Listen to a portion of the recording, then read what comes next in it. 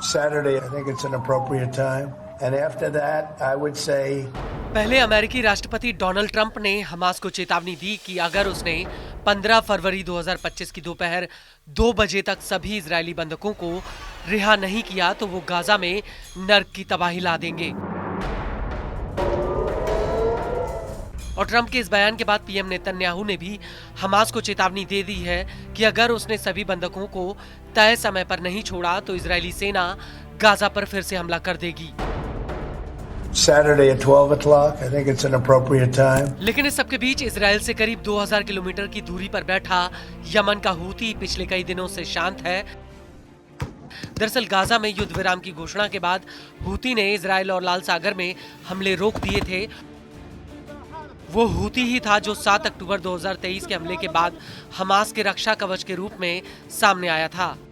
उस वक्त हूती ने लाल सागर में हमले शुरू कर दिए थे और देखते ही देखते हूती तेल अवीव तक चला आया था।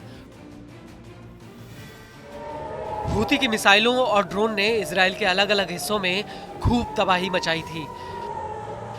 लेकिन अब जब नेतन्याहू ने गाजा पर फिर से हमले की धमकी दी है तो हूती ने भी इजरायल के खिलाफ जंग की तैयारी कर ली है। दरअसल हूती ने साफ कर दिया है कि अगर आईडीएफ ने फिर से गाजा में हमले की जरूरत की तो वो इजरायल के ऊपर बैलिस्टिक मिसाइलों से हमले शुरू कर देगा। हूती के मुखिया सैयद अब्दुल मलिक अल हूती ने 2 टूक कह दिया कि इजरायल फिर से गाजा में जंग छेड़ने के बारे में सोचे भी ना। अल हूती का कहना है कि हमारे हाथ ट्रिगर पर हैं और हम इजरायली दुश्मन के खिलाफ लड़ने के लिए तुरंत तैयार हैं। अगर इजरायल ने गाजा के खिलाफ फिर से आक्रामकता शुरू की, क्या आपको लगता है कि गाजा के लोग जिन्होंने इजरायली बमबारी का विरोध किया था अपनी मातृभूमि को आपको बेच देंगे? अल हूती का कहना है कि अगर गाजा में फिर से युद्ध शुरू हुआ तो हम किसी भी वक्त सैन्य हस्तक्षेप के लिए तैयार हैं।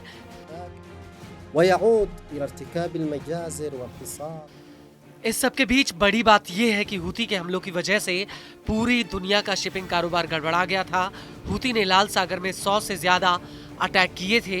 हूती ने इजरायल पर सैकड़ों ड्रोन और मिसाइल फायर किए।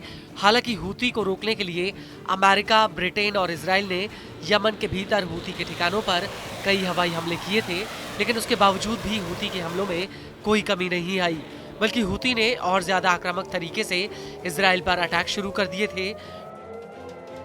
वहीं अगर यमन की बात की जाए तो आज के समय में ज्यादातर पश्चिमी यमन पर हूती का कंट्रोल है।